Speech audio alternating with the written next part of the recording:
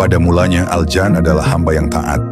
Ia mengelilingi bumi, menundukkan wajahnya kepada Allah, bertasbih di lembah, di gunung, dan di tepi laut.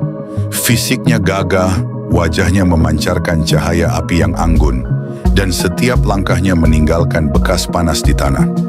Malaikat menyaksikannya dan berkata satu sama lain, "Makhluk baru ini gagah dan penuh kuasa, semoga ia tetap istiqamah dalam ketaatan." Al-Jan pun menunduk, berkata dalam doanya, "Ya Rabb, Engkaulah yang menciptakanku dari api, Engkaulah yang memberiku keturunan dan kekuatan, maka jangan biarkan aku termasuk hamba yang ingkar." Seiring waktu, Al-Jan berketurunan. Dari dirinya lahirlah anak-anak jin yang pertama. Menurut riwayat yang disebut oleh para sejarawan klasik, dari Sumas lahir keturunan yang berpegang pada tauhid, termasuk seorang jin bernama Tarnus, yang dikenal sebagai jin muslim. Dari Jan lahir jin yang menjadi pengawal Raja Besar Persia, Tahmuras. Dari jin putra Al-Jan yang lain, lahirlah penguasa Jinestan, sebuah kerajaan jin yang berkuasa luas. Di antara cucu dan cicit Al-Jan ada juga sosok bernama Julianus, yang disebut dalam riwayat sebagai jin muslim, menjaga iman di tengah bangsanya yang mulai condong pada kesombongan. Kami mohon agar Anda menonton video ini hingga akhir, supaya tidak terjadi kesalahpahaman.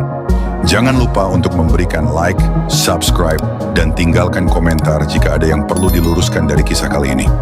Bismillah, mari kita mulai kisahnya. Menurut riwayat menjelaskan bahwa keturunan jin kala itu membangun kota-kota besar, benteng, bahkan piramid-piramid kuno. Mereka memiliki ilmu, kekuatan, dan umur panjang yang memungkinkan mereka membangun peradaban megah. Bumi kala itu menjadi ramai oleh bangsa jin. Mereka tinggal di Gunung Ganang, menetap di dataran rendah, membangun kota, bahkan menulis dengan huruf-huruf yang bercahaya api. Mereka menyusun hukum, memiliki raja, dan mengatur pasukan. Dalam riwayat disebutkan, sebagian dari mereka membangun struktur besar di Mesir yang kelak dikenal sebagai piramid. Mereka bangga akan kekuatan api yang ada dalam tubuh mereka. Bila berperang, api memancar dari telapak tangan mereka, dan suara teriakan mereka bergemuruh seperti guruh. Pada masa itu, jin lebih dulu menguasai bumi sebelum manusia diturunkan. Namun di balik peradaban mereka yang megah, bibit kesombongan mulai tumbuh. Awalnya mereka beribadah, menyembah Allah, dan menegakkan aturan. Subscribe.